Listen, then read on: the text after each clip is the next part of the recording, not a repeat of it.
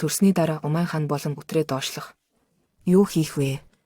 Төрөлд нь байгалийн үйл явц боловч заримдаа амаргүй явагддаг. Жишээлбэл булчин уян холбоос гэмтэх эсвэл сулраад сүнэлттэй болох боломжтой. Үүний улмаас ямар гомдол илэрх вэ? Үтрээ дотор гадаад биет байгааг мэдрэх, байнга шээс хүрэх, шээсээ барихад хүндрэлтэй эсвэл эсрэгээрээ барьж чадахгүй, шээсийг бүрэн гадагшлуулахгүй мэдрэмж төрөх, бие засахад хүндрэл гарах. Үүдний хэсгээр хүндийн мэдрэмж даралт мэдрэгдэх, бэлгийн харьцаанд тавгуурхах, өвдөх, бэлгийн харьцааны мэдрэмж буурах зэрэг шинж тэмдэг илэрч болно. Тэгэхээр бэлэг эрхтний доошлолт болсон тохиолдолд юу хийх вэ? Төрсний нэг бүтэн 5-2 сарын дараа эмэгтэйчүүдийн эмчид үзүүлэлт ирэх шаардлагатай. Стандарт эмэгтэйчүүдийн эмчийн үзэсгэлээс гадна эмч оношилгоо хийж доошлолтын зэрэг байдлыг тогтоодог. Эмч үзэсгийн үеэр суудал дээрээ зааж өгдөг гэгилийн дасгалууд сэргэлтэнд маш сайн тусалдаг.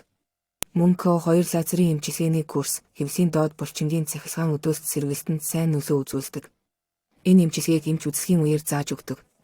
Харин доошлолт нь хэтэрсэн бол мэс заслын эмчилгээ эсвэл түр зуур писари аппарат хэрэглэхийг зөвлөдөг. Писарын Үтрээ рүү хийж хананд болон умааг бүрэн доошлохоос сэргийлдэг тусгай бөвч эсвэл коп хэлбэрийн төхөөрөмж юм. Мэс заслын эмчилгээг ихэвчлэн ирээдүйд жирэмслэх төлөвлөгөөгүй эмэгтэйчүүдэд хийдэг. Учир нь дараагийн төрөлтөд мэс заслын үр дүн устгаж болно. Төрсний дараа өөрөө сэргийлэх боломжтой юу? Мэдээж боломжтой. Гэхдээ бие засах хэвийг хянаж, өтгөн хатхаас сэргийлж, ялангуяа төрсний эхний сард хүнд зүйл өргөхгүй байх, жингээ тогтвортой барих хэрэгтэй. Учир нь илүүдэлчин нь хэвлийн эрхтэнд ирэх даралт ихсгдэг. Гэгилийн дасгалыг интернетээс үзэж эмэгтэйчүүдийн эмчийн зөвлөгөөгүй хийх боломжтой юу?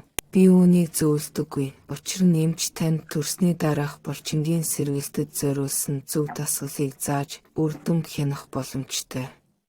Гэхдээ төрсний дараах төлөвлөгөөд үзэсгийг үл ойшоож болохгүй. Үүсэж болох асуудлуудыг чөлөөтэй эмчтэй ярилцаарай.